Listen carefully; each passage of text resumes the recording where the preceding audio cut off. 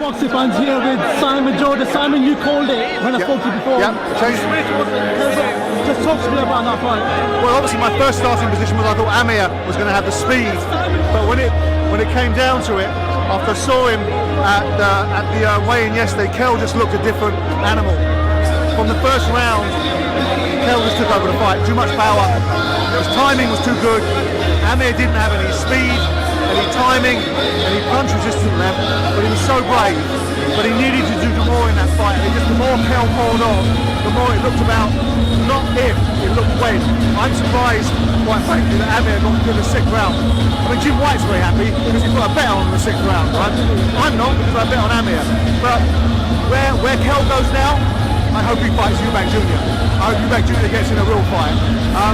And for Amir, I think these days are gone now. I think what we saw was the last knockings of a brilliant, brilliant fighter that probably left the most of this in the training camp and didn't have enough left in the ring. But that doesn't take away from Kell, because Kell did exactly what he said he was going to do. Kell Brook, Conor Ben, does that excite you? Does that do anything for you? Yes, yes, yeah, it does. Because I think Kell still has an appetite, still has a hunger.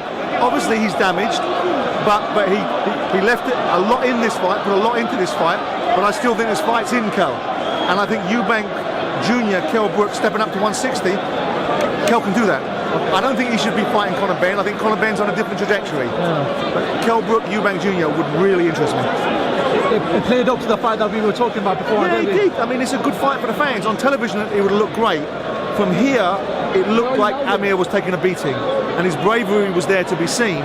But there wasn't the speed that I thought. You know, his hand speed was okay, but his feet weren't there. His feet weren't coming in behind his hands, so he didn't get out of the way.